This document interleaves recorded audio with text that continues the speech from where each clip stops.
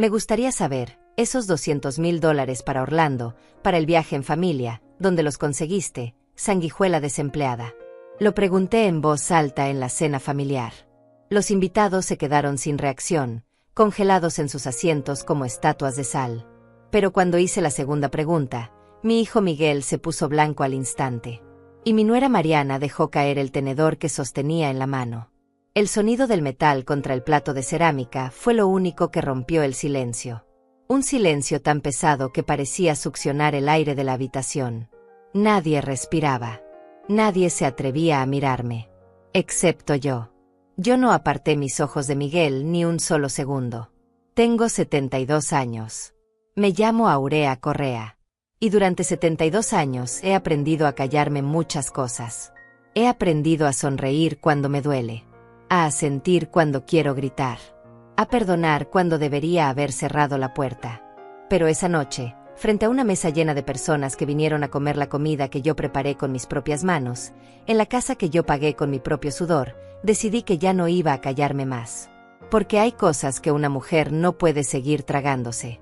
Y el robo de $200,000 es una de ellas. La mesa estaba puesta como siempre. Mantel blanco que lavé esa misma mañana. Platos que heredé de mi madre. Cubiertos que brillaban bajo la luz del comedor. Había preparado pollo asado con papas, ensalada fresca, pan casero. Todo lo que a Miguel le gustaba cuando era niño. Todo lo que él solía pedirme que cocinara cuando todavía me visitaba porque quería verme y no solo porque necesitaba dinero. Eso fue hace mucho tiempo. Ahora Miguel solo venía cuando traía las manos vacías y los bolsillos llenos de excusas. Esa noche habían venido todos. Miguel, Mariana, mi nieta Ivana de 15 años. También estaba Cecilia, una prima lejana que siempre aparecía cuando olía comida gratis. Y Camila, la vecina del frente, que nunca rechazaba una invitación a cenar. Yo las había invitado porque necesitaba testigos. Necesitaba que lo que iba a decir no quedara entre cuatro paredes. Necesitaba que alguien más escuchara lo que llevaba 3 meses callando. 3 meses desde que vi las fotos del viaje a Orlando. 3 meses desde que descubrí que me habían robado. Miguel estaba sentado frente a mí. Tenía 42 años, pero parecía más joven. Siempre lo cuidaron demasiado. Primero yo. Después Mariana. Nunca tuvo que trabajar demasiado duro porque siempre había alguien que le resolviera la vida. Cuando era niño, yo trabajaba 2 turnos para que a él no le faltara nada. Cuando se casó, Mariana tenía un buen empleo y lo mantenía. Cuando Mariana renunció para cuidar a Ivana, empezaron a vivir de préstamos. De favores. De mi dinero. Siempre de mi dinero. Hacía 4 años que Miguel no trabajaba. 4 años. Me decía que estaba buscando, que el mercado estaba difícil, que necesitaba tiempo para encontrar algo que valiera la pena. Pero yo sabía la verdad. Miguel no buscaba trabajo porque no necesitaba trabajar. Tenía a Mariana presionándolo desde la casa. Y me tenía a mí, su madre, la vieja tonta que siempre terminaba abriéndole la cartera cuando él llegaba con su cara de niño bueno y sus promesas de que esta vez sí iba a cambiar. Esta vez sí iba a devolver el dinero. Esta vez sí iba a conseguir trabajo. Pero lo de Orlando fue diferente. Eso no fue pedirme $200 para la comida del mes. Eso fue robarme $200,000. $200,000 que yo había guardado durante años. Cada centavo que me sobraba de mi pensión iba directo a esa cuenta de ahorros. Cada billete que conseguía por vender algo que ya no usaba. Cada moneda que ahorraba comprando lo más barato en el supermercado. Todo iba a esa cuenta. Porque yo sabía que algún día mi salud iba a fallar. Porque yo sabía que algún día iba a necesitar tratamientos, medicinas, cuidados. Porque yo sabía que nadie iba a cuidar de mí como yo cuidé de todos. Y Miguel lo sabía. Él sabía que ese dinero era para mi vejez. Para mis emergencias. Para mi dignidad. Pero igual se lo llevó. Igual lo usó para llevar a su familia a Orlando. Para hospedarse en hoteles de lujo. Para comer en restaurantes caros. Para comprarle a Ivana todo lo que ella señalaba con el dedo. Y cuando regresaron, cuando los vi llegar con maletas llenas de ropa de marca y juguetes que costaban más que mi pensión mensual, no dijeron nada. No me agradecieron. No me preguntaron cómo estaba. Solo mostraron las fotos. Solo presumieron el viaje. Como si fuera normal. Como si ese dinero hubiera aparecido del cielo. Yo vivo sola en esta casa desde que mi esposo murió hace 30 años. Miguel tenía 12 años cuando su padre cayó enfermo. Cáncer de pulmón. 3 meses desde el diagnóstico hasta el funeral. 3 meses en los que vendí todo lo que tenía de valor para pagar tratamientos que no sirvieron de nada. 3 meses en los que Miguel me vio llorar cada noche. 3 meses en los que le prometí que nunca le iba a faltar nada. Que yo iba a trabajar el doble. Que iba a sacrificar lo que fuera necesario. Y cumplí. Cumplí durante 30 años. Trabajé de día en una fábrica de ropa. Trabajé de noche limpiando oficinas. Trabajé los fines de semana lavando ropa ajena. Trabajé hasta que mi cuerpo ya no pudo más. Hasta que las rodillas me fallaron. Hasta que la espalda me dolía tanto que no podía levantarme de la cama sin llorar. Y cuando finalmente me jubilé, cuando finalmente pude descansar, pensé que Miguel iba a cuidarme. Pensé que iba a ser mi turno de recibir. Pero me equivoqué. Porque lo único que Miguel aprendió fue a pedir. A tomar. A desaparecer cuando ya no quedaba nada que sacar. La casa está llena de recuerdos. En cada rincón hay una historia. En la sala está el sillón donde mi esposo se sentaba a leer el periódico. En la cocina está la mesa donde Miguel hacía su tarea mientras yo preparaba la cena después del primer turno. En el patio está el árbol que plantamos juntos cuando él cumplió 10 años. Todo está aquí. Todo menos él. Porque Miguel dejó de venir hace mucho tiempo. Ahora solo aparece cuando necesita algo. Recuerdo el día que nació Miguel. Era diciembre y llovía tanto que las calles parecían ríos. Mi esposo condujo como un loco hasta el hospital mientras yo apretaba su mano y respiraba entre contracciones. Miguel nació a las 3 de la mañana, con los ojos abiertos, mirándome como si ya me conociera. El doctor dijo que era un bebé saludable, fuerte, perfecto. Y yo lloré. Lloré de felicidad porque después de 3 pérdidas, finalmente tenía a mi hijo en brazos. Finalmente tenía la familia que siempre soñé. Nunca imaginé que ese bebé perfecto se convertiría en el hombre que me robaría sin remordimiento. Los primeros años fueron hermosos. Miguel era un niño alegre, curioso, cariñoso. Se pegaba a mis piernas cuando yo cocinaba. Me traía flores que arrancaba del jardín de la vecina. Me dibujaba cartas en el Día de las Madres con letras torcidas que decían "Te amo, mamá". Yo guardaba cada dibujo, cada carta, cada recuerdo. Los tengo todavía, guardados en una caja en mi armario. A veces los saco y los miro, tratando de encontrar en esos papeles amarillentos al niño que perdí. Porque el hombre que está sentado frente a mí ahora no tiene nada que ver con ese niño. Cuando su padre murió, Miguel cambió. Se volvió silencioso, distante, enojado. Yo lo entendía. También estaba enojada. Enojada con Dios, con el mundo, con el cáncer que me arrebató al amor de mi vida. Pero yo no podía darme el lujo de quedarme en la rabia. Tenía un hijo que alimentar, una casa que mantener, cuentas que pagar. Así que me tragué el dolor y salí a trabajar. Doble turno. Triple turno. Lo que fuera necesario para que a Miguel no le faltara nada. Para que tuviera ropa limpia, comida caliente, útiles escolares. Para que no sintiera el vacío que su padre dejó. Vendí las joyas que mi esposo me regaló en nuestro aniversario. Vendí el auto que habíamos comprado juntos. Vendí los muebles de la sala y los reemplacé con otros más baratos. Cada cosa que vendía era un pedazo de mi corazón que entregaba para que mi hijo tuviera futuro. Y Miguel lo sabía. Él veía cómo yo llegaba a casa con los pies hinchados después de limpiar oficinas toda la noche. Él veía cómo yo contaba monedas para comprar el pan del día siguiente. Él veía cómo yo me saltaba comidas para que a él le alcanzara su porción. Y nunca dijo nada. Nunca me preguntó si estaba bien. Nunca me agradeció. Los años pasaron. Miguel terminó la escuela. No con las mejores calificaciones, pero terminó. Yo estaba orgullosa de todas formas. Porque era mi hijo. Porque había llegado hasta ahí a pesar de todo. Le pagué un curso técnico en computación porque dijo que quería trabajar con tecnología. Le compré una computadora usada para que practicara. Le di dinero para pasajes, para materiales, para lo que necesitara. Terminó el curso, pero nunca consiguió trabajo en el área. Decía que las empresas pedían experiencia y él no tenía. Decía que los sueldos eran muy bajos. Decía que estaba esperando la oportunidad correcta. Mientras esperaba esa oportunidad que nunca llegó, Miguel conoció a Mariana. Ella trabajaba en una tienda de ropa en el centro. Era bonita, educada, de buena familia. Yo me alegré cuando me la presentó. Pensé que tal vez ella sería la motivación que Miguel necesitaba para madurar, para conseguir trabajo, para hacerse responsable. Pero me equivoqué. Mariana no lo motivó. Mariana lo mantuvo. Ella trabajaba, él se quedaba en casa jugando videojuegos.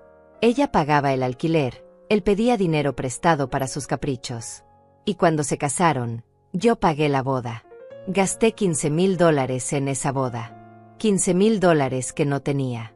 Tuve que pedir un préstamo que tardé 3 años en pagar. Pero lo hice porque Miguel me dijo que era importante para él. Que quería darle a Mariana el día que ella merecía. Que iba a ser un nuevo comienzo. Que después de la boda iba a buscar trabajo en serio. Que iba a hacerme sentir orgullosa. Pasaron 10 años desde esa boda. Todavía estoy esperando que cumpla esa promesa. Cuando Ivana nació, pensé que las cosas cambiarían. Pensé que la paternidad despertaría algo en Miguel. Que tener una hija lo haría responsable. Pero pasó lo contrario. Ahora tenía una excusa más para no trabajar. Tenía que cuidar a Ivana mientras Mariana trabajaba, decía. Aunque cuidar significaba dejarla frente al televisor mientras él dormía hasta el mediodía.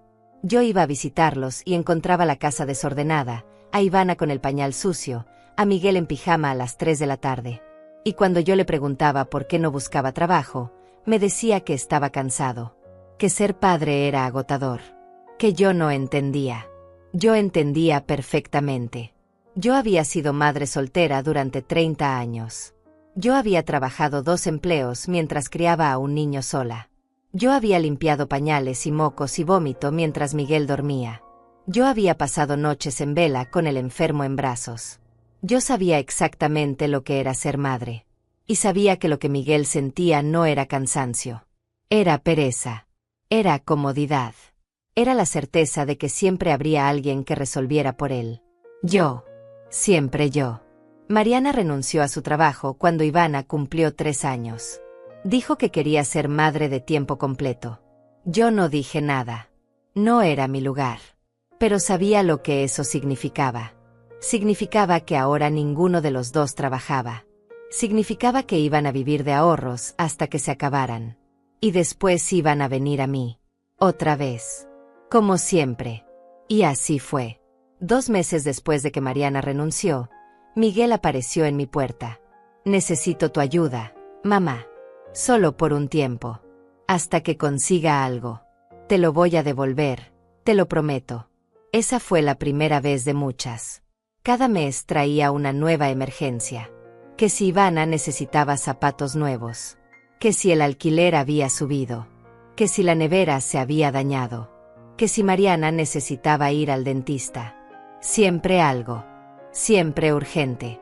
Siempre mi responsabilidad resolverlo. Y yo lo hacía. Porque era mi nieta. Porque era mi hijo. Porque una madre no deja que su familia pase necesidad. Aunque esa familia nunca le devolviera ni un centavo. Aunque esa familia la visitara solo cuando necesitaba algo. Le di dinero durante 4 años.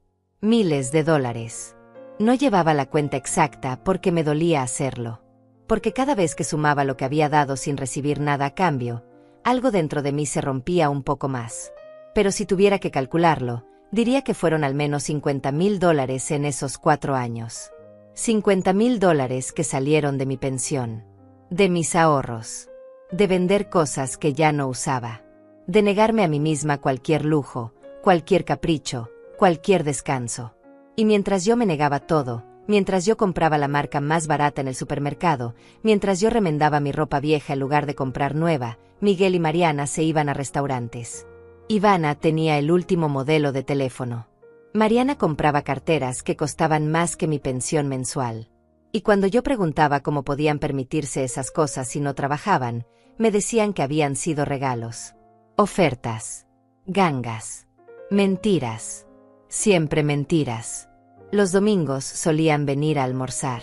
Al principio venían seguido. Cada semana. Después cada 2 semanas. Después una vez al mes. Después solo en fechas especiales. Y finalmente solo cuando necesitaban dinero. La última vez que vinieron antes del viaje a Orlando fue en marzo. Llegaron sin avisar, justo antes del almuerzo. Yo no había cocinado nada especial, pero improvisé con lo que tenía. Hice pasta con salsa de tomate, ensalada simple. Miguel apenas probó la comida. Mariana tampoco comió mucho. Ivana se quejó de que la pasta estaba muy simple, que en su casa comían mejor. Esa fue la última vez que los vi antes de que se fueran a Orlando. Ese día Miguel me pidió $5,000. Miguel me pidió $5,000 ese domingo de marzo. Dijo que era para pagar una deuda urgente. Que si no pagaba esa semana, iban a embargarlo. Que por favor, mamá, es la última vez que te pido. Lo miré a los ojos buscando la verdad. Buscando al niño que alguna vez fue. Pero solo vi a un hombre de 42 años que nunca había aprendido a valerse por sí mismo. Un hombre que mentía con la misma facilidad con la que respiraba. Le di 3,000. Era todo lo que tenía en efectivo en ese momento. Me dio un abrazo rápido, prometió devolverlo en 2 semanas, y se fue. No volví a verlo hasta después de Orlando. Pasaron 3 semanas sin noticias. Llamé un par de veces. Miguel no contestaba. Mariana tampoco. Dejé mensajes. Nada. Pensé que tal vez estaban molestos porque no les di los 5,000 completos. O tal vez habían conseguido el dinero en otro lado y ya no me necesitaban.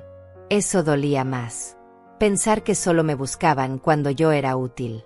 Que cuando no tenía nada que darles, desaparecía de su vida como si nunca hubiera existido.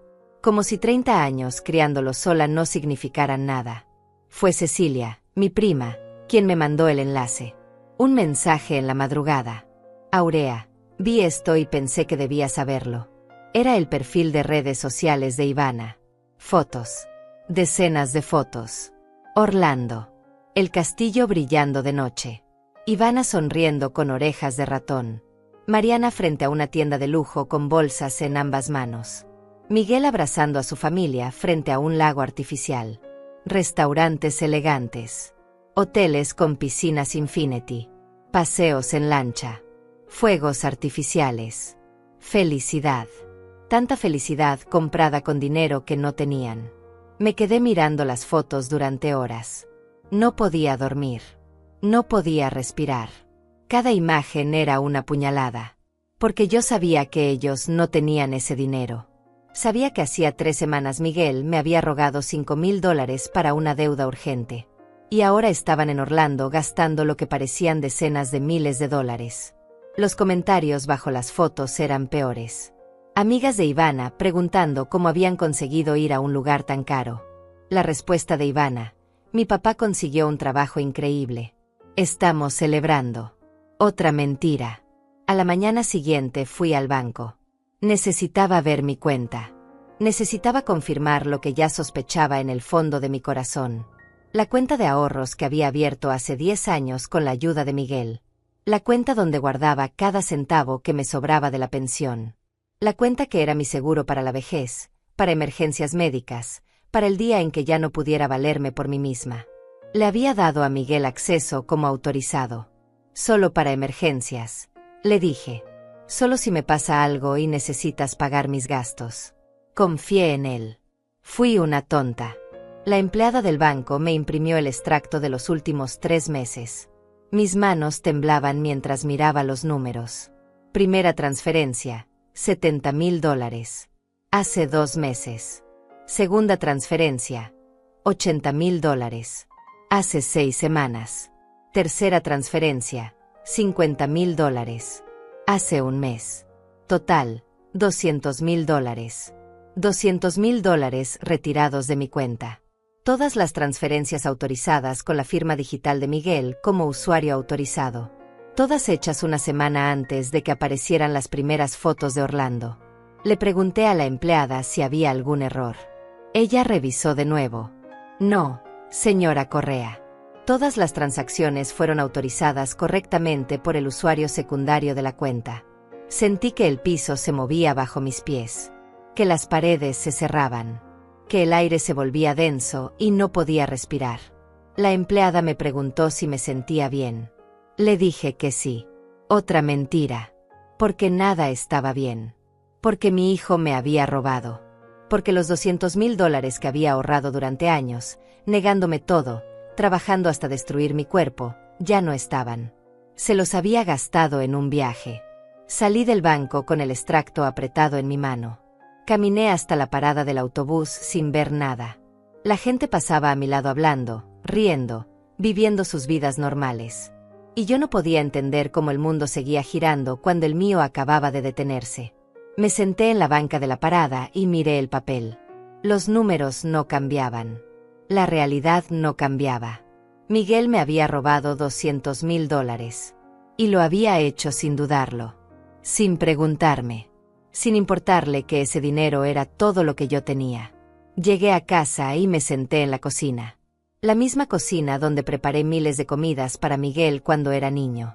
La misma cocina donde empaqué su almuerzo todos los días de escuela durante 12 años. La misma cocina donde horneé su pastel de cumpleaños cada año, aunque estuviera cansada. La misma cocina donde lloré en silencio la noche que su padre murió mientras él dormía en su habitación. Todo lo que había hecho en esta cocina. Todo lo que había dado. Todo lo que había sacrificado. Y así me lo pagaba. Llamé a Miguel. No contestó. Llamé a Mariana. Tampoco. Dejé un mensaje. Necesito hablar contigo. Es urgente. Llámame. Pasaron 2 días sin respuesta. Al tercer día, Miguel me mandó un mensaje de texto. Perdón, mamá. Hemos estado muy ocupados. Todo bien. Te llamo esta semana. Ocupados. Ocupados gastando mi dinero. Ocupados disfrutando de lujos que yo pagué sin saberlo. Ocupados construyendo recuerdos familiares con dinero robado. Esa noche no pude dormir. Me quedé mirando el techo de mi habitación pensando en todo. En los años que trabajé 2 empleos.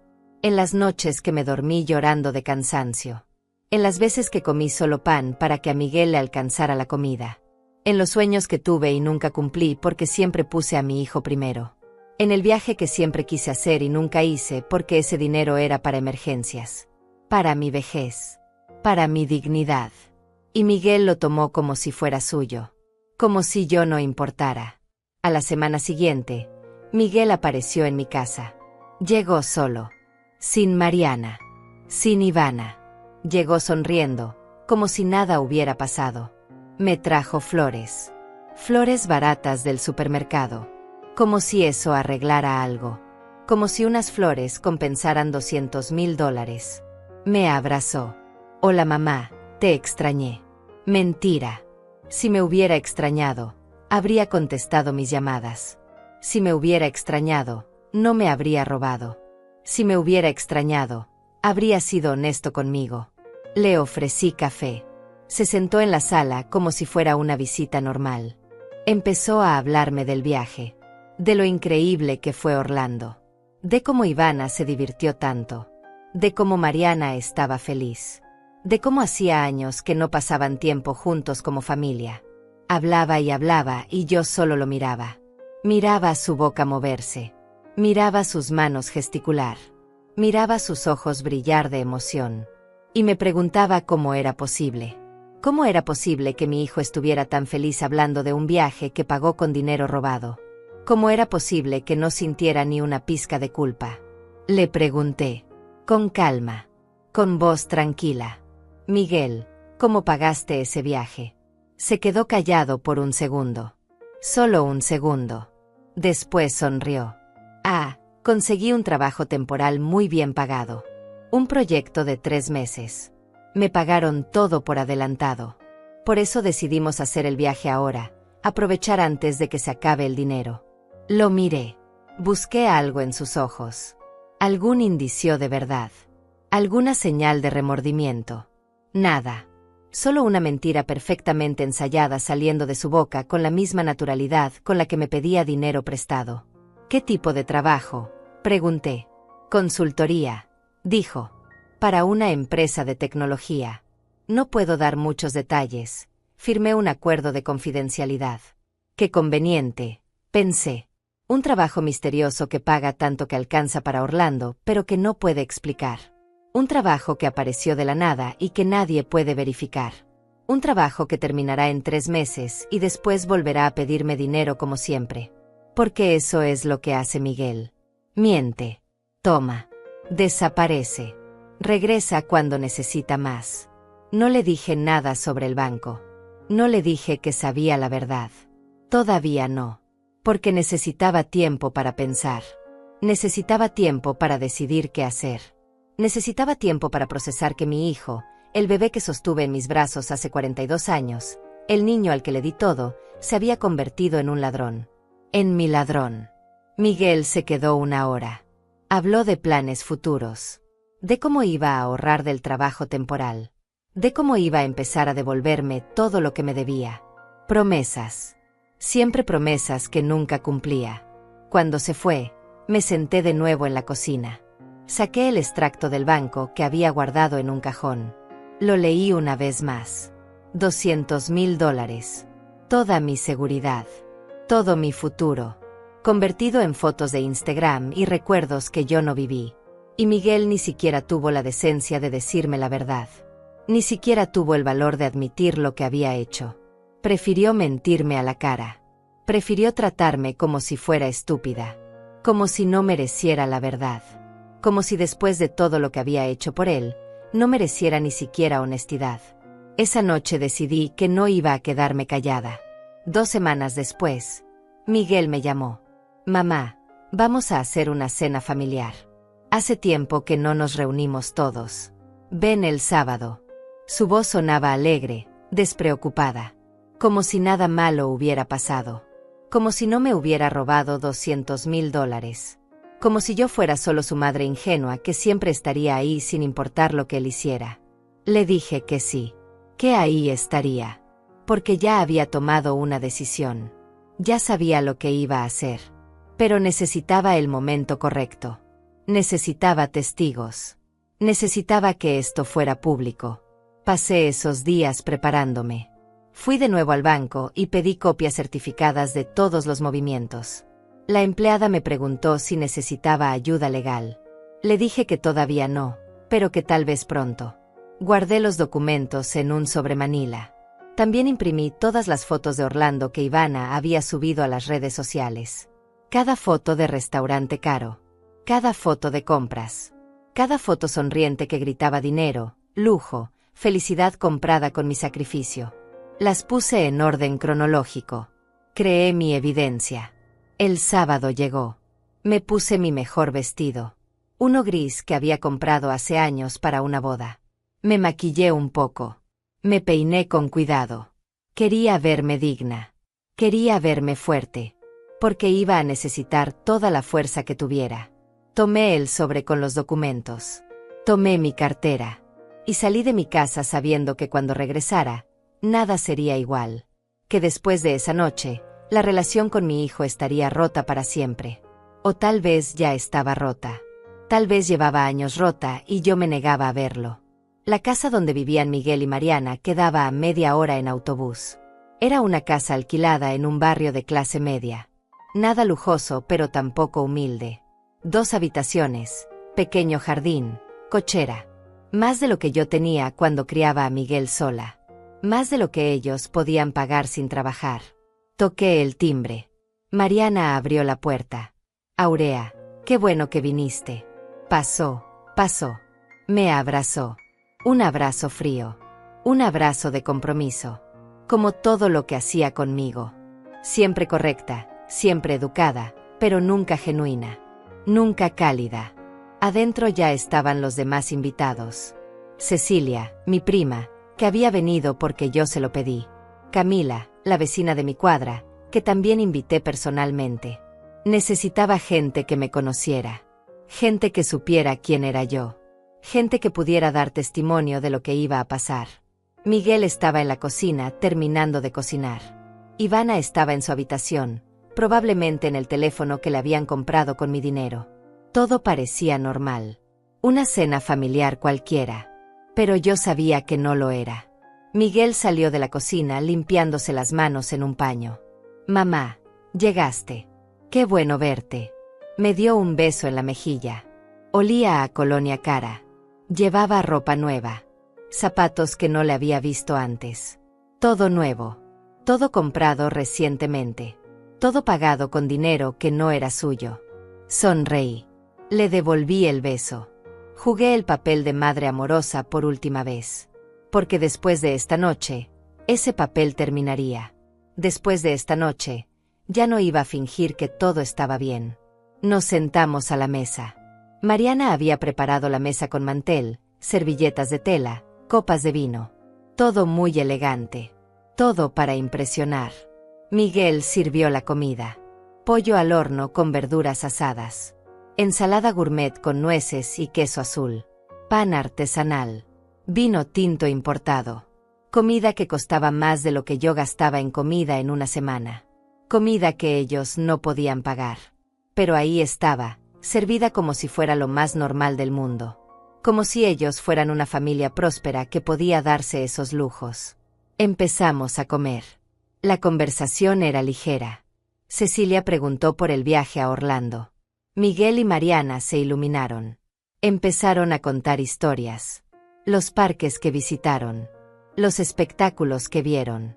Las compras que hicieron. Cada palabra era un cuchillo en mi pecho. Pero mantuve la calma. Sonreí. Asentí. Comí mi comida. Esperé. Esperé el momento exacto. El momento en que todos estuvieran relajados. El momento en que Miguel se sintiera seguro. El momento perfecto para destruir su mentira. Ivana bajó finalmente a cenar. Llegó a la mesa sin saludar, sin mirarme. Se sentó, agarró su teléfono, empezó a comer mientras miraba la pantalla. Mariana le pidió que guardara el teléfono. Ivana puso los ojos en blanco, pero obedeció. La miré. Mi nieta. 15 años. Tan parecida a Miguel en su egoísmo. Tan acostumbrada a recibir sin dar nada a cambio. Tan convencida de que el mundo le debía todo. Me preguntaba si sabía. Si sabía que el viaje que tanto presumió en redes sociales había sido pagado con dinero robado a su abuela. Probablemente no le importaba. Miguel sirvió más vino. Levantó su copa. Un brindis, dijo. Por la familia. Por estar juntos. Por los buenos momentos. Todos levantamos nuestras copas. Menos yo. Los miré. A Miguel con su sonrisa falsa. A Mariana con su cara de satisfacción. A Ivana con su indiferencia. A Cecilia y Camila esperando mi señal. Dejé mi copa sobre la mesa. El sonido del vidrio contra la madera llamó la atención de todos. Me miraron. Y entonces hablé. Me gustaría saber algo, Miguel. Dije su nombre con calma. Con frialdad. Mi voz no temblaba. Mi mano no temblaba. Nada en mí temblaba porque había esperado este momento durante semanas. Miguel me miró. Claro, mamá. ¿Qué necesitas saber? Sonreía. Todavía sonreía. Todavía pensaba que tenía el control. Todavía pensaba que yo era la vieja tonta que siempre había sido. Me gustaría saber de dónde sacaste el dinero para el viaje a Orlando. Un viaje que debió costar fácilmente más de $50,000 entre vuelos, hotel, comida, entradas, compras.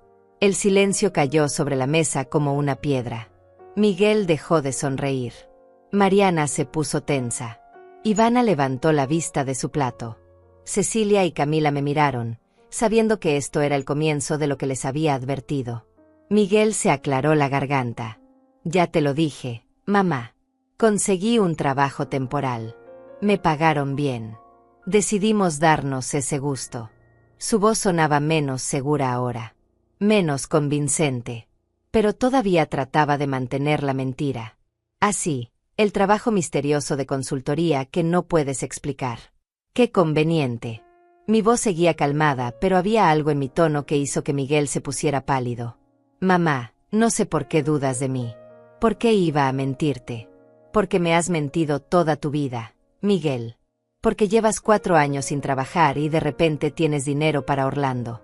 Porque hace 2 meses me pediste $5,000 llorando que te iban a embargar. Y una semana después estaba subiendo fotos desde un hotel de lujo. Mariana intervino. Aurea, no entiendo a qué viene esto. Miguel te explicó de dónde salió el dinero. ¿Por qué lo atacas así? La miré. La miré con toda la frialdad que sentía. No lo ataco, Mariana. Solo hago preguntas.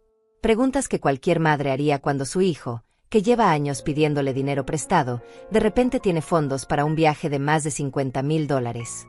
Es curiosidad. Simple curiosidad. Miguel se levantó de la mesa. ¿Sabes qué, mamá? Si viniste solo a arruinar la cena con tus acusaciones, mejor te vas. No voy a permitir que me hables así en mi casa. En tu casa, repetí. En tu casa que pagas con qué dinero, Miguel. Con el sueldo del trabajo que no tienes. Con los ahorros que no existen. Con préstamos que nunca devuelves. Dime, en serio, ¿cómo pagas esta casa? ¿Cómo pagas la comida? ¿Cómo pagaste Orlando? Ya te lo dije. No me crees, ese es tu problema. Miguel estaba enojado ahora. Rojo de rabia. Pero yo veía algo más en sus ojos. Miedo. Pánico. Sabía que yo sabía algo. Podía sentirlo. Saqué el sobre Manila de mi bolso. Lo puse sobre la mesa. Todos lo miraron. Miré a Miguel directamente a los ojos. Te voy a hacer la pregunta una vez más, hijo. Y esta vez quiero que me digas la verdad. Delante de todos. ¿De dónde sacaste $200,000 para el viaje a Orlando y para todas las compras que hiciste? ¿De dónde? Miguel miró el sobre. Miró a Mariana. Miró a todos en la mesa. Su cara pasó de roja a blanca en segundos. Abrió la boca, pero no salió sonido. Mariana también estaba pálida. Ivana nos miraba confundida, sin entender qué pasaba. Cecilia y Camila permanecieron en silencio, testigos de lo que yo había prometido que verían. Esperé. Di tiempo a que Miguel hablara. A que dijera la verdad. A que por una vez en su vida fuera honesto conmigo. Pero no dijo nada. Entonces abrí el sobre. Saqué los extractos bancarios. Los puse sobre la mesa. Estas son copias certificadas de mi cuenta de ahorros. La cuenta donde guardaba mi dinero para emergencias médicas. Para mi vejez. Para el día en que ya no pueda trabajar. Señalé las líneas marcadas. 3 transferencias. 70,000. 80,000. 50,000. Total, $200,000. Todas autorizadas por ti, Miguel. Todas hechas una semana antes de que se fueran a Orlando. Mariana dejó escapar un sonido ahogado. Ivana miró a su padre con los ojos muy abiertos. Cecilia negó con la cabeza. Camila se llevó la mano a la boca. Y Miguel se quedó ahí, de pie, mudo, atrapado en su mentira. Miguel finalmente encontró su voz. Mamá, yo puedo explicar. Su voz temblaba. Sus manos temblaban. Todo en él temblaba porque sabía que no había explicación posible. No había palabras que pudieran justificar lo que había hecho. Pero igual iba a intentarlo. Igual iba a tratar de manipularme una vez más. Como siempre lo había hecho. Adelante, le dije. Explica cómo robaste $200,000 de la cuenta de tu propia madre. Estoy esperando. No fue robo, dijo rápidamente. Tú me diste acceso a esa cuenta. Yo estaba autorizado. Técnicamente tenía derecho. Lo miré sin parpadear. Te di acceso para emergencias. Para si yo terminaba en el hospital y alguien tenía que pagar mis cuentas médicas.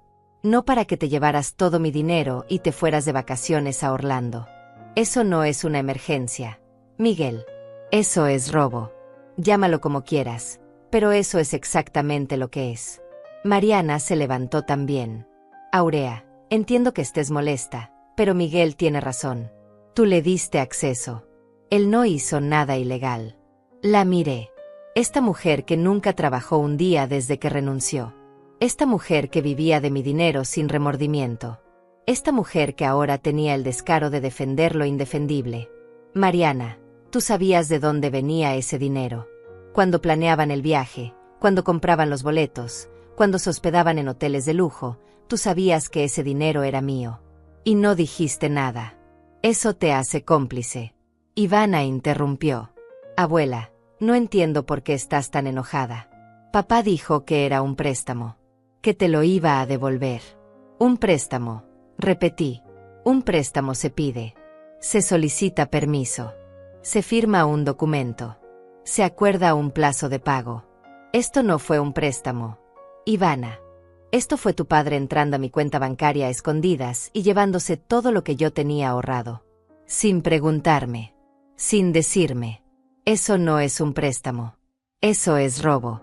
Miguel se pasó las manos por el pelo. Estaba desesperado. Mamá, yo iba a devolvértelo. Todo. Con intereses. Tan pronto como consiguiera trabajo. Lo juro. ¿Cuándo? Miguel. ¿Cuándo ibas a devolvérmelo? Llevas 4 años diciendo que vas a conseguir trabajo. 4 años prometiendo que vas a cambiar. 4 años mintiéndome. Dime exactamente cuándo planeabas devolverme $200,000.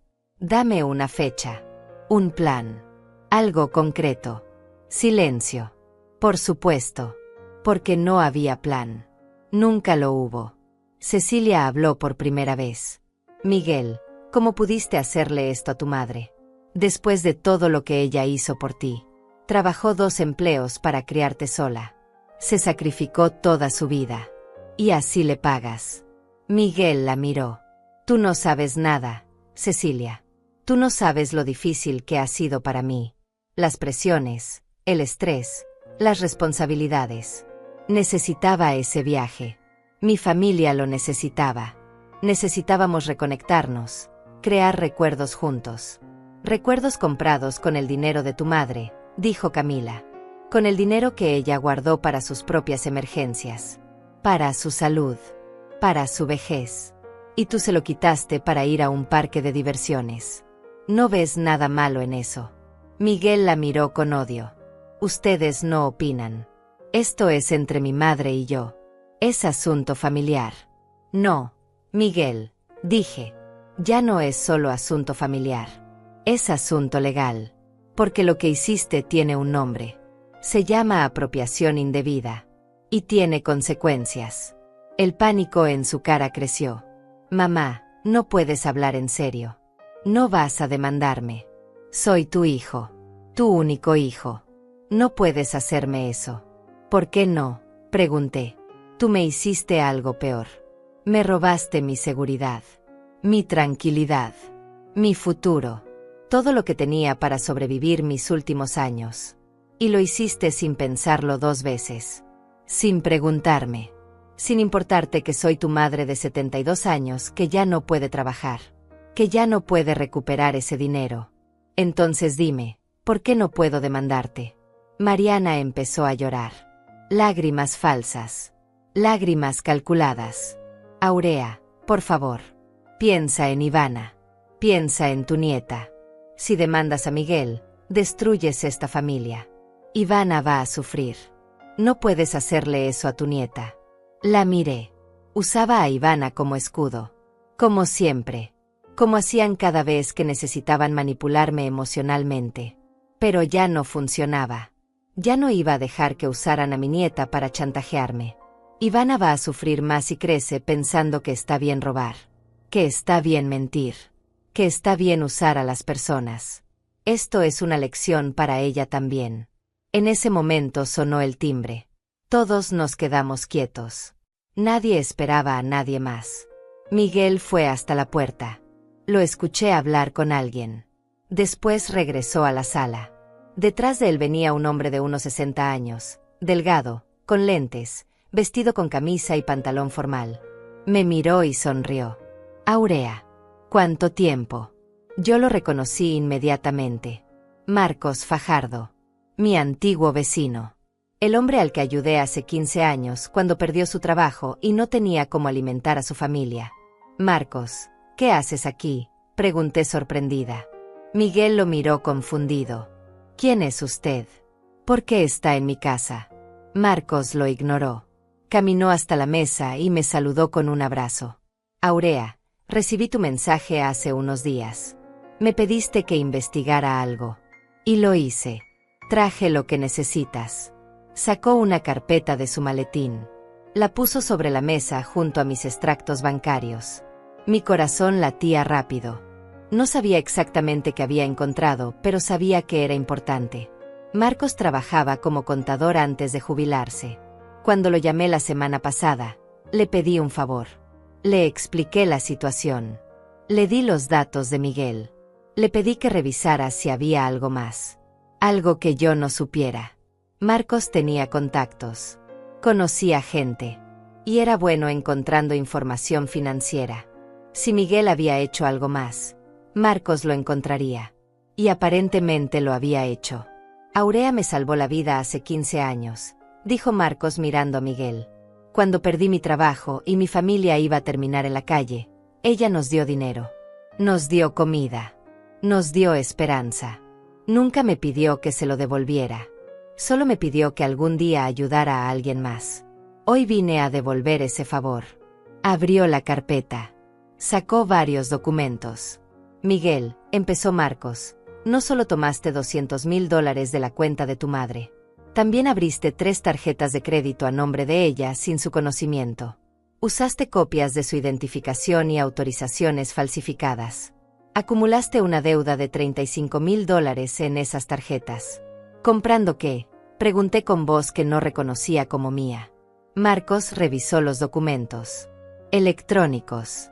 Ropa de diseñador. Joyas. Restaurantes. Todo antes y durante el viaje a Orlando.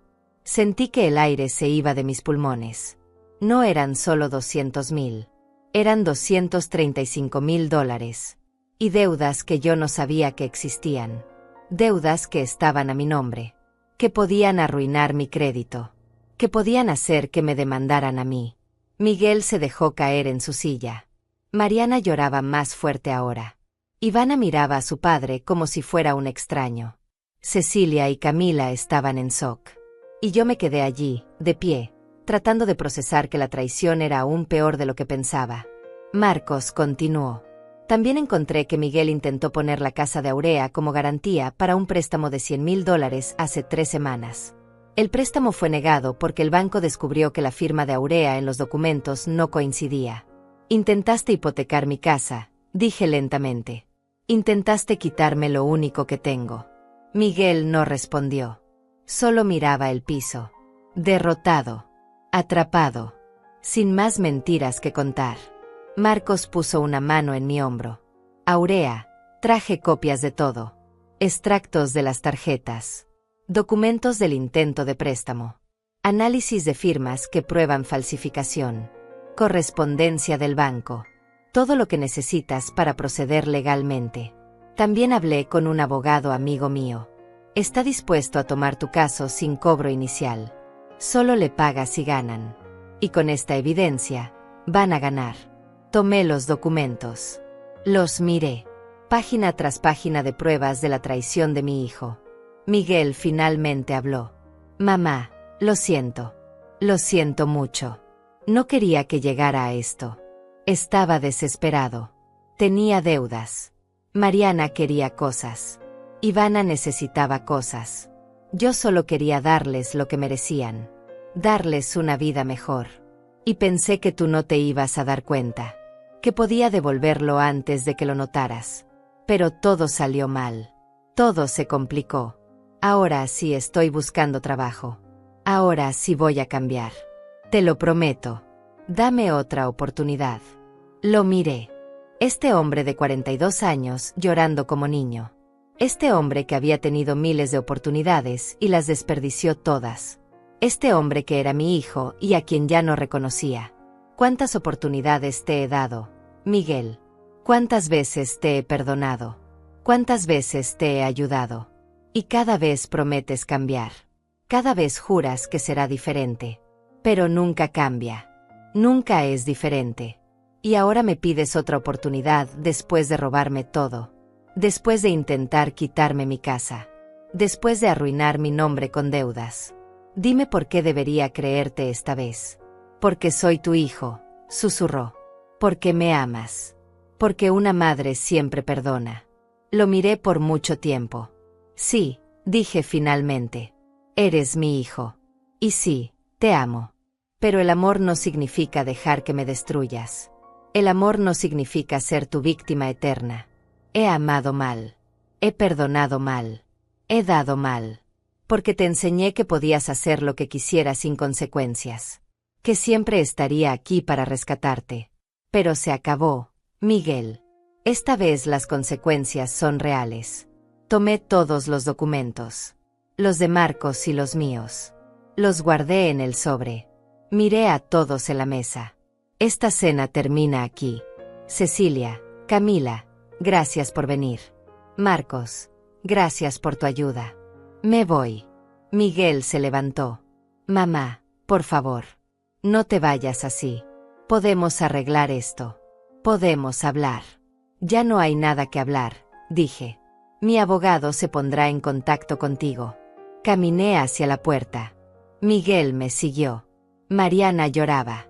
Ivana gritó, abuela, no puedes hacernos esto. Me detuve. Me giré. Sí puedo. Ivana. Y lo haré. Salí de esa casa. Marcos salió conmigo. Me acompañó hasta la parada del autobús. Aurea, hiciste lo correcto, dijo. Sé que duele. Sé que es tu hijo. Pero no puedes dejar que te destruya. Asentí. Las lágrimas finalmente vinieron. Lloré en silencio mientras esperábamos el autobús. Marcos se quedó conmigo. No dijo nada más. Solo estuvo ahí. Como yo estuve para él 15 años atrás. El autobús llegó. Me subí. Miré por la ventana la casa de Miguel alejarse. Y supe que nada volvería a ser igual. Llegué a mi casa pasada la medianoche. Las luces del barrio estaban apagadas. Solo el farol de la esquina iluminaba la calle vacía. Entré despacio, cerré la puerta con seguro, y me quedé ahí parada en la oscuridad de mi sala. La misma sala donde Miguel jugaba cuando era niño. La misma sala donde celebramos sus cumpleaños. La misma sala que ahora se sentía como un museo de recuerdos muertos. Me senté en el sofá sin encender las luces. Dejé que el silencio me envolviera. Dejé que el dolor viniera sin resistencia. Lloré. Lloré como no había llorado en años. Lloré por el hijo que perdí. No al hijo que murió, sino al hijo que eligió convertirse en alguien que yo no podía reconocer. Lloré por los $235,000 que ya no tenía. Lloré por mi vejez que ahora sería más difícil, más incierta, más solitaria. Lloré por todas las veces que confié cuando debía haber dudado. Por todas las veces que perdoné cuando debía haber puesto límites. Lloré hasta que ya no me quedaron lágrimas. Y entonces me sequé la cara, me levanté, y encendí la luz. No iba a quedarme en la victimización. No iba a permitir que Miguel me destruyera completamente. Había perdido el dinero, sí. Había perdido al hijo que creía tener, también. Pero no había perdido mi dignidad. No había perdido mi capacidad de luchar. Y eso era exactamente lo que iba a hacer. Luchar. Fui a mi habitación. Saqué una caja de zapatos del fondo del armario. Adentro guardaba documentos importantes. Escritura de la casa. Certificado de nacimiento. Fotos viejas. Y algo más. Cartas. Decenas de cartas que Miguel me había escrito a lo largo de los años. Las leí todas esa noche. Cartas del colegio donde me decía que yo era la mejor mamá del mundo. Cartas de su adolescencia donde me prometía que iba a estudiar duro y hacerme sentir orgullosa. Cartas de cuando se casó donde me agradecía por todo. Cartas donde juraba que algún día me devolvería todo lo que había hecho por él. Promesas. Tantas promesas rotas. Guardé las cartas de nuevo. No las iba a tirar. Eran evidencia de quién había sido Miguel antes de convertirse en esto. Evidencia de que alguna vez hubo bondad en él. O tal vez solo había sido bueno mintiendo desde siempre. Al día siguiente llamé al abogado que Marcos me había recomendado. Se llamaba Leandro Palma. Tenía un despacho pequeño en el centro. Fui a verlo esa misma tarde. Le llevé todos los documentos. Los extractos bancarios. Los estados de cuenta de las tarjetas de crédito que Miguel abrió a mi nombre. Los documentos del intento de hipoteca. Todo. Leandro revisó cada papel con cuidado. Era un hombre de unos 50 años, serio, profesional. Cuando terminó de revisar, Me miró por encima de sus lentes. Señora Correa, esto es un caso sólido de fraude financiero y apropiación indebida. Tiene evidencia más que suficiente para proceder criminalmente y civilmente. Criminalmente podría enfrentar hasta 5 años de prisión por falsificación de documentos y fraude. Civilmente, puede demandarlo por la devolución completa del dinero más daños y perjuicios. Sentí un nudo en el estómago. 5 años de prisión. Mi hijo en la cárcel. Nunca imaginé que llegaríamos a esto. Nunca imaginé que tendría que tomar esta decisión. ¿Qué me recomienda?, pregunté. Leandro se reclinó en su silla. Depende de lo que usted quiera lograr. Si quiere justicia completa, procedemos con ambas vías, criminal y civil. Él enfrenta consecuencias legales serias y usted recupera su dinero eventualmente. Si solo quiere recuperar el dinero, podemos intentar un acuerdo extrajudicial primero. Lo presionamos con la amenaza de cargos criminales para que acepte un plan de pago. Es más rápido pero menos garantizado. Lo pensé. Pensé en Miguel en prisión. En Ivana sin padre. En Mariana sola. Pensé en todo el dolor que eso causaría. Pero también pensé en mí. En mis 72 años. En mi salud que empeoraba. En mi cuenta bancaria vacía. En las deudas a mi nombre que no creé. En el hecho de que Miguel tuvo la oportunidad de confesarme todo antes de la cena y eligió mentir. Eligió seguir mintiendo hasta que lo confronté con pruebas. No mostró remordimiento genuino. Solo mostró miedo a las consecuencias. Y eso me dijo todo lo que necesitaba saber. Proceda con todo, dije. Criminal y civil. Quiero que enfrente las consecuencias completas de lo que hizo. Leandro asintió. Voy a preparar la documentación. En una semana tendremos todo listo para presentar. Mientras tanto, necesito que haga algunas cosas. Primero, vaya al banco y cancele formalmente el acceso de Miguel a su cuenta. Segundo, presente un reporte de fraude por las tarjetas de crédito. Tercero, cambie todas sus contraseñas y claves. Cuarto, no hable con Miguel sin mi presencia. Cualquier cosa que le diga puede complicar el caso. Y quinto, documente todo. Si él intenta contactarla, grabe las conversaciones si puede. Guarde mensajes. Todo sirve como evidencia. Salí del despacho de Leandro con una mezcla de alivio y terror. Alivio porque finalmente estaba tomando control. Terror porque sabía que lo que venía iba a ser brutal. Fui directo al banco. Hablé con el gerente. Expliqué la situación. Mostré los documentos que Leandro me había dado. El gerente se disculpó profusamente. Removieron a Miguel como autorizado de mi cuenta inmediatamente. Cancelaron las tarjetas de crédito fraudulentas. Iniciaron una investigación interna. Me aseguraron que las deudas de esas tarjetas no serían mi responsabilidad una vez que se comprobara el fraude. Esa semana fue la más larga de mi vida. No dormía bien. Comía poco. Cada vez que sonaba el teléfono, mi corazón saltaba. Miguel llamó 17 veces. Le mandó 22 mensajes. Mamá, contesta por favor. Mamá, necesito hablar contigo. Mamá, esto es un malentendido. Mamá, no puedes hacerme esto. Mamá, piensa en tu nieta. Mamá, te lo suplico. No contesté ninguna llamada. No respondí ningún mensaje. Seguí las instrucciones de Leandro. Guardé todo. Capturé pantalla de cada mensaje. Guardé los registros de llamadas. Todo era evidencia. Mariana también intentó contactarme. Sus mensajes eran diferentes. Más manipuladores. Aurea, sé que estás dolida, pero esto ya fue demasiado lejos. Miguel cometió un error, pero no merece ir a prisión. Piensa en Ivana. Ella te necesita. Ella te ama. No destruyas a esta familia por dinero. El dinero se recupera, pero la familia no. Por favor, retira la demanda.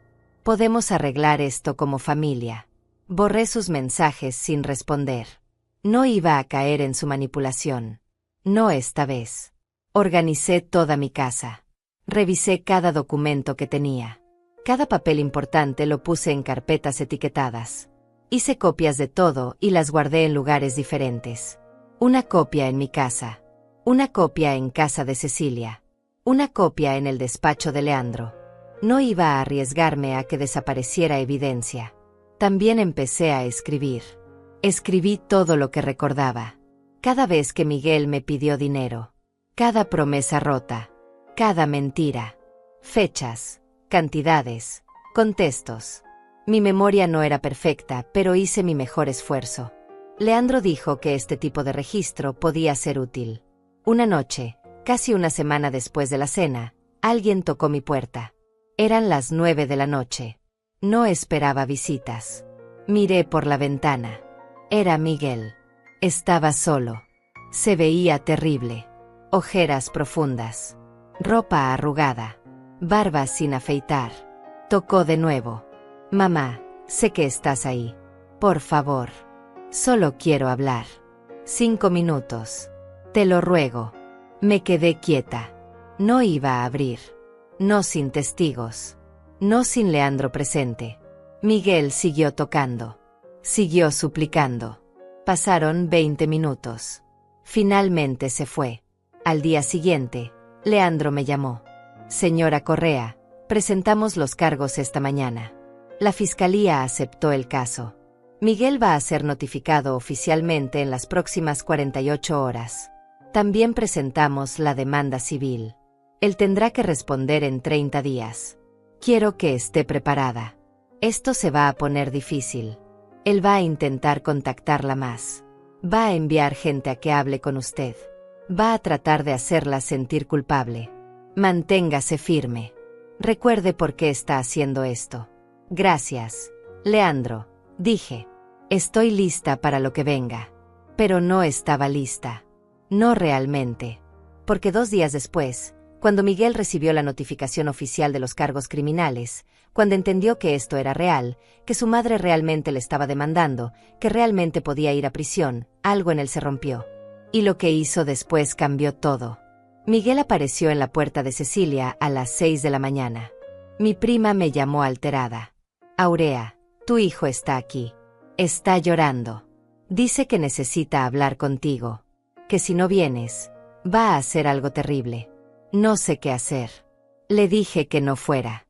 Que no le abriera la puerta. Que llamara a la policía si no se iba. Pero Cecilia tenía miedo. Aurea, se ve muy mal. Muy desesperado. Por favor, ven. Solo para que se calme. No quiero problemas. Suspiré. Llamé a Leandro. Él dijo que podía ir, pero que él iría conmigo. Que no hablara a solas con Miguel. Llegamos a casa de Cecilia media hora después. Miguel estaba sentado en los escalones del frente. Cuando me vio llegar, se levantó de un salto. Mamá, gracias por venir. Yo necesito que entiendas. Leandro se puso entre nosotros. Señor Correa, soy el abogado de su madre. Cualquier cosa que quiera decirle, dígamelo a mí primero. Miguel lo miró con odio. Usted no tiene nada que ver en esto. Esto es entre mi madre y yo. Asunto familiar. No, dijo Leandro con calma. Esto dejó de ser asunto familiar cuando cometió fraude. Ahora es asunto legal. Y yo represento a su madre. Miguel intentó rodear a Leandro para acercarse a mí. Mamá, por favor. Retira los cargos. Te lo suplico. Voy a devolverte todo. Cada centavo. Solo dame tiempo. No me hagas ir a prisión. No puedo ir a prisión. No voy a sobrevivir ahí. Piensa en mí. Soy tu hijo. Tu único hijo. No me hagas esto. Su voz se quebraba. Las lágrimas corrían por su cara. Pero yo había visto este espectáculo antes. Había visto a Miguel llorar y suplicar tantas veces. Siempre funcionaba. Siempre me ablandaba. Pero no esta vez. ¿Cómo vas a devolverme $235,000? Miguel. ¿Con qué dinero? No tienes trabajo. No tienes ahorros. No tienes nada. ¿De dónde vas a sacar ese dinero? Silencio. Exactamente. No tienes forma de devolverlo. Solo estás diciendo lo que crees que quiero oír. Como siempre. Miguel negó con la cabeza desesperadamente. No, no. Esta vez es diferente. Ya conseguí trabajo. Empiezo la próxima semana. Es en construcción. No paga mucho, pero es algo. Y Mariana también va a buscar trabajo. Entre los dos vamos a juntar el dinero. Te lo vamos a devolver. Solo retira los cargos. Dame una oportunidad. Leandro habló antes de que yo pudiera responder. Señor Correa, aunque consiguiera ese trabajo, aunque su esposa también trabajara, tomando en cuenta un salario promedio, les tomaría aproximadamente 15 años pagar esa cantidad. Y eso sin contar intereses, sin contar gastos de vida, sin contar imprevistos. Su madre tiene 72 años. No puede esperar 15 años. No tiene 15 años. Miguel lo miró furioso. Entonces, ¿qué quiere que haga? ¿Qué quiere? Que me tire de un puente. Que desaparezca. Eso los haría felices. No seas dramático, dije finalmente. Nadie quiere que te tires de un puente. Lo que quiero es que enfrentes las consecuencias de tus acciones. Robaste. Falsificaste documentos. Intentaste hipotecar mi casa. Esas son decisiones que tú tomaste. Ahora tienes que vivir con las consecuencias. Pero soy tu hijo, gritó. ¿Cómo puedes mandarme a prisión? ¿Qué clase de madre hace eso? Lo miré directamente a los ojos. La clase de madre que se cansó de ser robada. La clase de madre que finalmente entendió que el amor no significa dejar que me destruyas. Mariana llegó en ese momento. Venía corriendo por la calle. Se veía tan mal como Miguel. Pelo sin peinar. Sin maquillaje. Ropa del día anterior. Aurea, gracias a Dios. Tienes que detener esto. Miguel no puede ir a prisión. Ivana lo necesita. Yo lo necesito. Toda la familia se va a desmoronar. ¿No pensaste en eso cuando planeaban el viaje a Orlando con mi dinero? Dije. ¿No pensaste en mí cuando gastaban $200,000 que no les pertenecían? ¿No pensaste en Ivana cuando la acostumbraste a lujos que no pueden pagar? Ahora quieres que yo piense en ustedes. Fue un error, sollozó Mariana. Un terrible error. Pero castigarnos así es desproporcionado. Es cruel. Miguel va a perder todo. Su libertad. Su dignidad.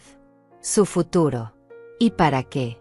Para recuperar dinero que probablemente nunca vas a ver de todas formas. Porque aunque lo metas a la cárcel, no te lo va a poder devolver desde ahí. Entonces, ¿qué ganas con esto? Venganza. Eso es lo que quieres. Venganza porque te sentiste usada. Admítelo. No es venganza, dije con voz calmada. Es justicia. Hay una diferencia. La venganza es lastimar por lastimar. La justicia es que las acciones tengan consecuencias. Miguel tomó decisiones. Ahora enfrenta las consecuencias. Así funciona el mundo real. Ese mundo del que él nunca quiso formar parte porque siempre hubo alguien que lo rescatara. Pero ya no más. Esta vez no lo voy a rescatar. Esta vez va a caer. Y va a aprender. ¿O no? Pero esa ya no es mi responsabilidad. Cecilia salió de su casa. Había estado escuchando todo desde adentro. Mariana, Miguel, creo que deberían irse. Esto no está llevando a nada. Aurea ya tomó su decisión. Ustedes tienen que aceptarla. Mariana la miró con furia. Tú la convenciste de esto, ¿verdad? Tú y esa otra víbora de Camila. Llenándole la cabeza de ideas. Haciéndola creer que su propio hijo es un criminal. Esto es culpa tuya. Cecilia no se inmutó. Yo solo vine a cenar. El criminal se hizo solo. Y ahora va a pagar por lo que hizo. Vete de mi casa antes de que llame a la policía. Miguel cayó de rodillas en el suelo. Literalmente de rodillas. Frente a mí. Mamá, te lo ruego. Por todo lo que más quieras. Por la memoria de mi padre. Por los años que pasamos juntos. Por el amor que alguna vez me tuviste. Retira los cargos. No me hagas ir a prisión. Haré lo que sea. Lo que sea. Venderé todo lo que tengo. Trabajaré 3 empleos. Pero no me quites mi libertad. Por favor. Lo miré ahí. Arrodillado. Suplicando. Y no sentí lástima. Sentí tristeza. Tristeza porque había llegado a esto. Porque mi hijo prefería arrodillarse que aceptar responsabilidad. Levántate. Miguel, dije. Levántate y vete. No voy a cambiar de opinión. Los cargos siguen. La demanda sigue. Todo sigue. Vete a casa. Prepárate para lo que viene. Y tal vez, solo tal vez, usa este tiempo para reflexionar sobre las decisiones que tomaste. Sobre la persona en la que te convertiste. Sobre cómo llegamos hasta aquí. Miguel no se levantó. Siguió ahí, llorando. Leandro me tocó el brazo. Señora Correa, vámonos. Aquí ya no hay nada más que hacer. Asentí. Caminé hacia el auto de Leandro sin mirar atrás. Pero Mariana no había terminado. Corrió detrás de mí. Me agarró del brazo. La miré. Sus ojos estaban llenos de odio. Esto no va a quedar así, Ciseo. Vas a pagar por esto. Vas a destruir a Miguel y yo voy a asegurarme de que te arrepientas el resto de tu miserable vida. Voy a contar a todo el mundo lo que hiciste. Voy a decirles que mandaste a tu propio hijo a prisión por dinero. Que eres una vieja amargada y vengativa. Nadie va a querer saber de ti. Vas a morir sola. Y vas a merecer cada segundo de esa soledad. Leandro la apartó de mí. Señora, está amenazando a mi clienta. Voy a tener que reportar esto. Mariana retrocedió. No me importa. Repórtalo. Haz lo que quieras. Pero ella va a pagar. De una forma u otra, va a pagar. Se fue corriendo de regreso a donde Miguel seguía arrodillado. Lo levantó. Lo abrazó. Lo llevó hacia su auto.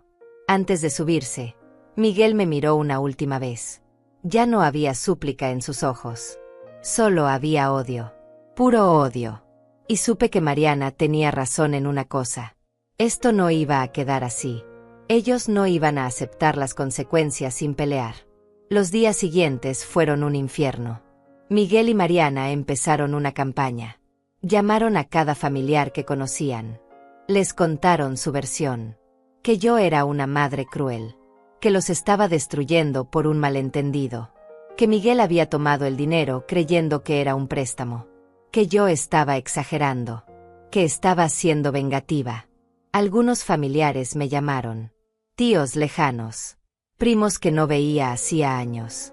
Todos con el mismo mensaje. Aurea, ¿cómo puedes hacerle esto a tu hijo?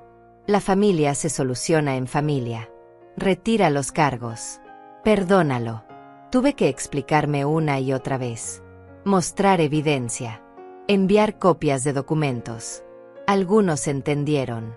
Otros no. Otros decidieron creerle a Miguel porque era más fácil. Porque admitir que Miguel era un ladrón significaba admitir que habían estado ciegos todos estos años. Era más fácil culparme a mí. La madre sin corazón. La vieja amargada. Dejé de contestar llamadas de números que no conocía. Dejé de leer mensajes de gente que no me importaba. Me concentré en lo que importaba. El caso. La justicia. Leandro me mantenía informada. La fiscalía estaba construyendo un caso sólido. Tenían toda la evidencia. Los extractos. Las firmas falsificadas. Los testimonios del banco. El intento de hipoteca. Todo. La audiencia preliminar estaba programada para dentro de 3 semanas. Miguel tendría que presentarse ante un juez. Tendría que escuchar los cargos formalmente. Tendría que decidir si se declaraba culpable o inocente. Leandro decía que probablemente se declararía inocente. Que intentaría pelear. Que alargaría el proceso todo lo posible. Pero que eventualmente perdería. La evidencia era irrefutable. Esas 3 semanas fueron las más largas de mi vida. Cada día esperaba que pasara algo. Que Miguel hiciera algo desesperado. Que Mariana cumpliera sus amenazas. Que algo saliera mal. Pero nada pasó. Solo silencio. Un silencio pesado y amenazante.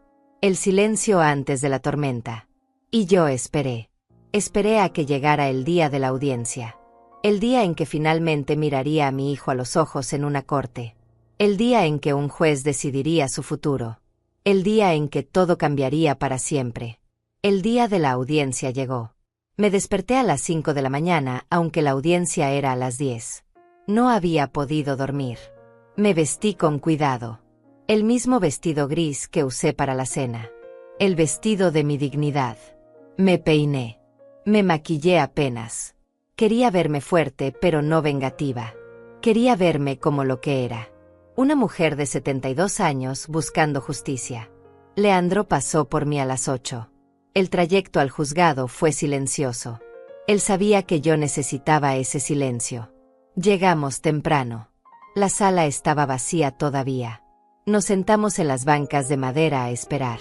A las 9 empezó a llegar gente. Vi entrar a Miguel con Mariana. Él llevaba traje. Probablemente prestado o comprado en alguna tienda de segunda mano. Se veía nervioso. Demacrado.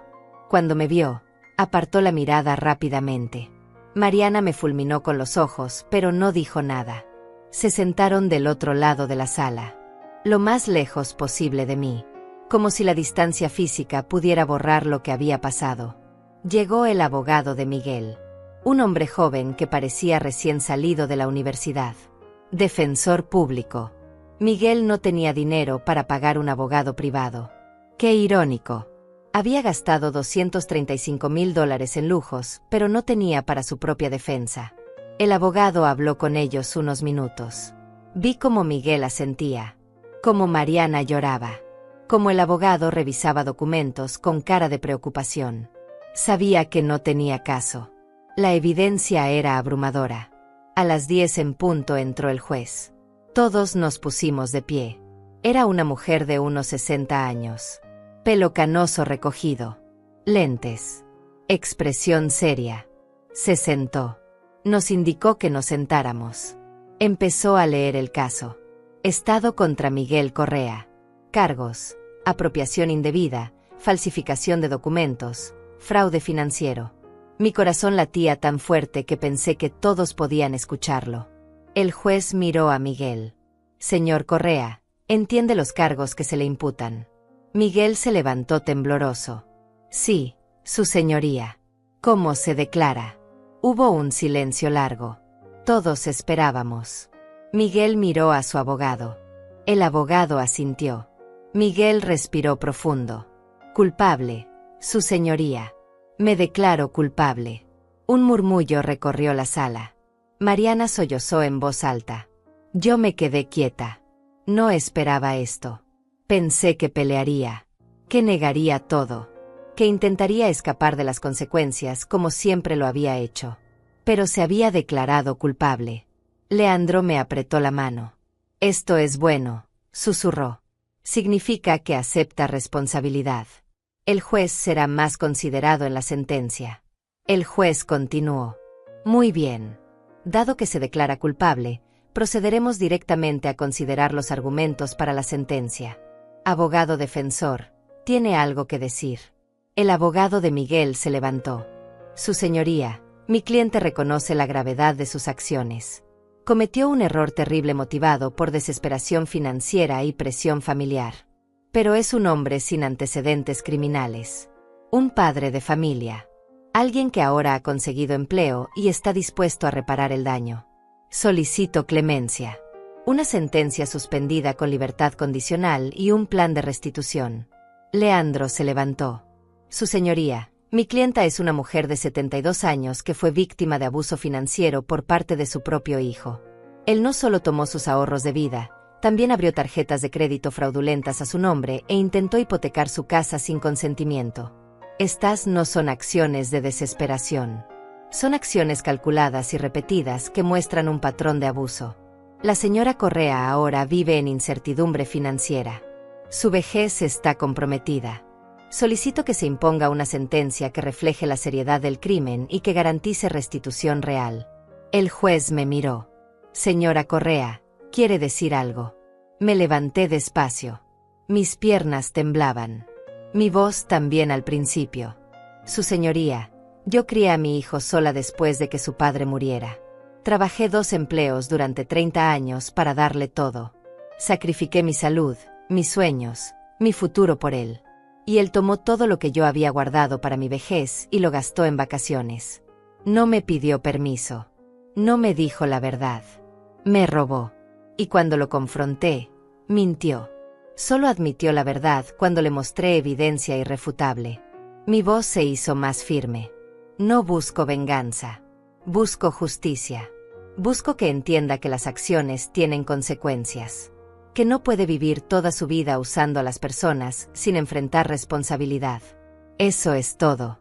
Me senté. El silencio en la sala era absoluto. El juez escribió algo en sus notas. Después miró a Miguel. Señor Correa, ¿tiene algo que decir antes de que dicte sentencia? Miguel se levantó. Lloraba. Su señoría, yo amo a mi madre. Sé que lo que hice estuvo mal. No tengo excusa.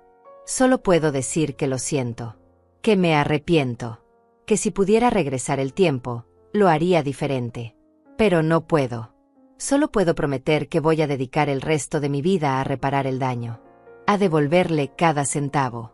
A ser el hijo que ella merece. Miró hacia mí. Mamá, perdón. Perdóname, por favor. Te amo. No dije nada. Solo lo miré. El juez habló. Señor Correa, he revisado cuidadosamente este caso. La naturaleza de sus crímenes es seria. Abusó de la confianza de su propia madre.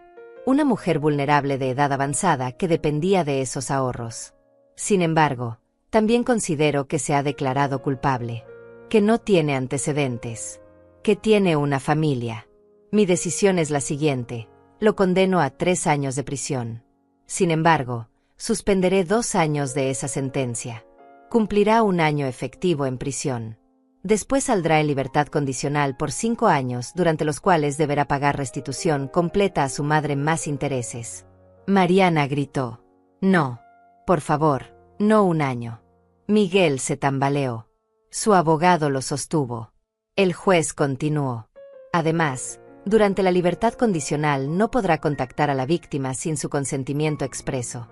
Deberá mantener empleo estable y reportarse mensualmente con un oficial de libertad condicional. Cualquier violación resultará en cumplir los 2 años restantes de prisión inmediatamente. Golpeó el mazo. Caso cerrado. La audiencia terminó. Miguel fue esposado inmediatamente. Se lo llevaban ese mismo día. Mariana corrió hacia él. Lo abrazó. Lloraba descontroladamente. Yo me quedé sentada, mirando cómo se llevaban a mi hijo esposado. Cómo desaparecía por una puerta. Cómo Mariana se derrumbaba en el piso. Y no sentí triunfo. No sentí alegría. Solo sentí vacío. Un vacío profundo y doloroso. Leandro me ayudó a levantarme. Señora Correa, lo logramos.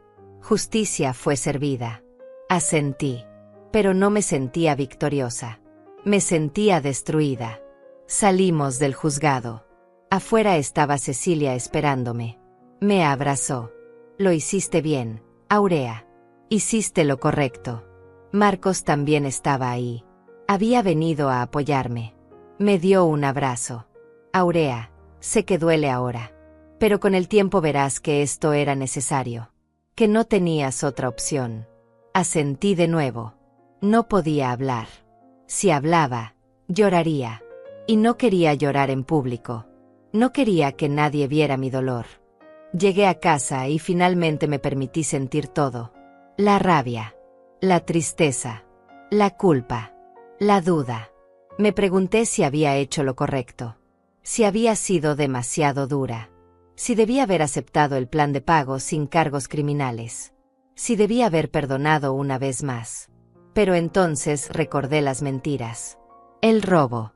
El intento de hipoteca. Y supe que había hecho lo único que podía hacer. Había elegido mi dignidad sobre su comodidad. Había elegido justicia sobre falsa paz familiar. Había elegido sobrevivir. Pasaron 6 meses desde la sentencia. 6 meses en los que mi vida cambió completamente. Los primeros días fueron los más difíciles. La casa se sentía demasiado silenciosa. Demasiado vacía. Me despertaba en las noches pensando en Miguel en prisión. Imaginando cómo sería su celda. Si estaría bien. Si estaría seguro. Pero entonces recordaba lo que me hizo. Y el dolor regresaba. No el dolor de extrañarlo. El dolor de aceptar que el hijo que creí tener nunca existió realmente. Vendí la casa. Esa decisión fue difícil pero necesaria.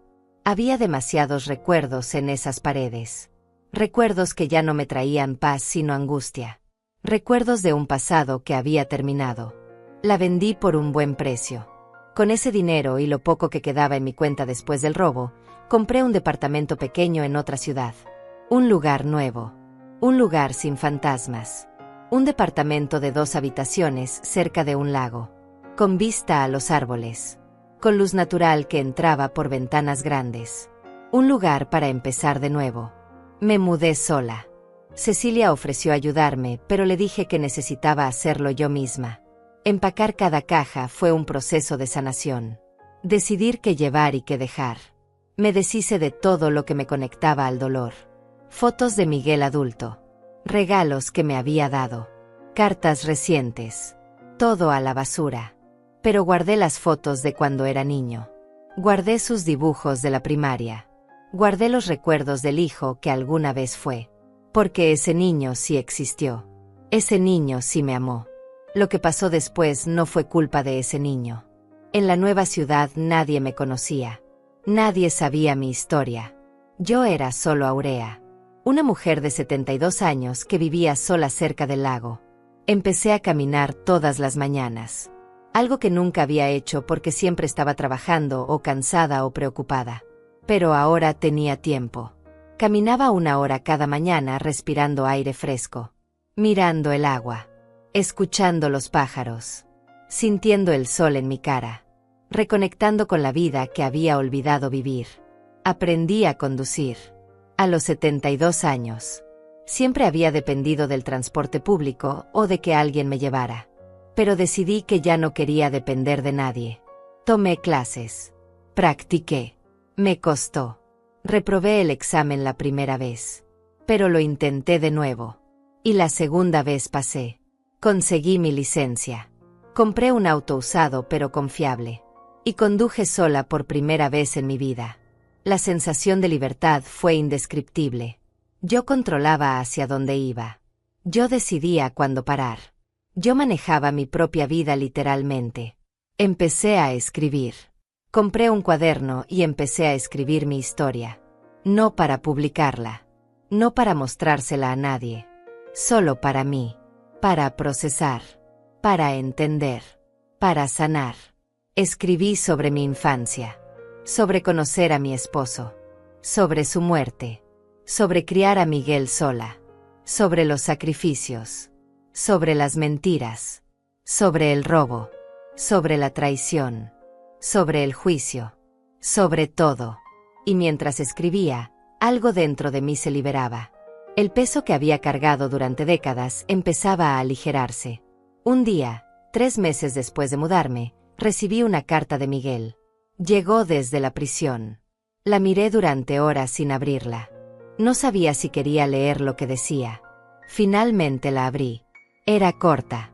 Mamá, sé que probablemente no quieras saber de mí. Sé que te hice daño de formas que no tienen perdón. Solo quiero que sepas que pienso en ti todos los días. Que entiendo ahora lo que hice.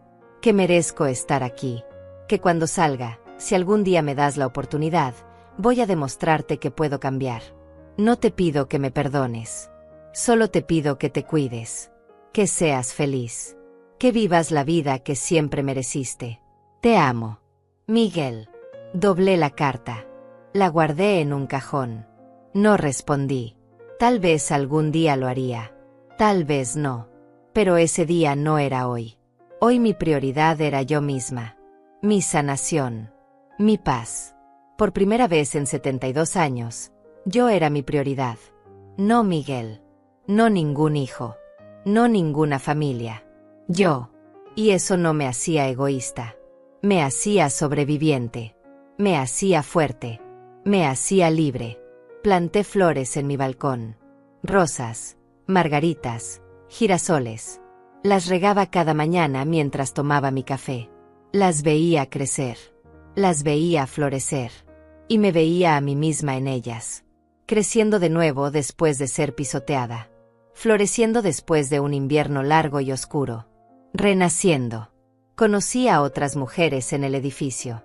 Mujeres de mi edad. Viudas. Divorciadas. Solas. Formamos un grupo. Tomábamos té los jueves. Jugábamos cartas. Contábamos historias. Ellas sabían que algo me había pasado, pero no preguntaban. Y yo no contaba. Solo disfrutaba su compañía. Su aceptación. Su amistad sin condiciones. Una tarde, mientras conducía de regreso del supermercado, me miré en el espejo retrovisor. Y vi algo que no había visto en años. Vi a una mujer en paz. Una mujer que había sobrevivido. Una mujer que había elegido su dignidad sobre el amor tóxico. Una mujer que había aprendido que soltar no es abandonar. Es liberarse. Y sonreí. Sonreí porque finalmente entendía. Finalmente estaba bien. Finalmente estaba viva de verdad. Hoy conduzco mi propia vida. Y no pido permiso a nadie. No me disculpo por elegirme. No me arrepiento de buscar justicia. Porque después de 72 años de dar, finalmente aprendí a recibir. A recibirme a mí misma. A darme la vida que merezco. A las mujeres que están leyendo esto, a las madres que han sido usadas, a las abuelas que han sido olvidadas, les digo, nunca es tarde. Nunca es tarde para recuperar tu dignidad. Nunca es tarde para decir basta. Nunca es tarde para elegirte. Si mi historia te tocó el corazón, si pasaste por algo similar, déjame saberlo en los comentarios. Cuéntame tu historia. No estás sola. Somos miles las que hemos tenido que tomar decisiones difíciles para sobrevivir. Y si este relato te ayudó de alguna manera, compártelo. Tal vez haya otra mujer ahí afuera que necesite escuchar que está bien poner límites, que está bien buscar justicia, que está bien elegirse a sí misma. Gracias por leer mi historia. Gracias por estar aquí.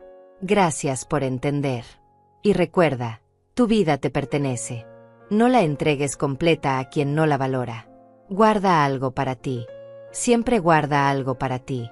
Porque al final, la única persona que estará contigo hasta el último día eres tú misma. Y mereces tratarte con el amor y el respeto que siempre diste a otros. Mereces tu propia compasión.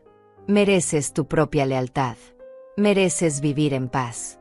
Y si eso significa soltar a quien te lastima, aunque sea tu propia sangre, entonces suelta. Suelta y vuela. Como yo finalmente lo hice. Como tú también puedes hacerlo. Nunca es tarde para empezar de nuevo. Nunca.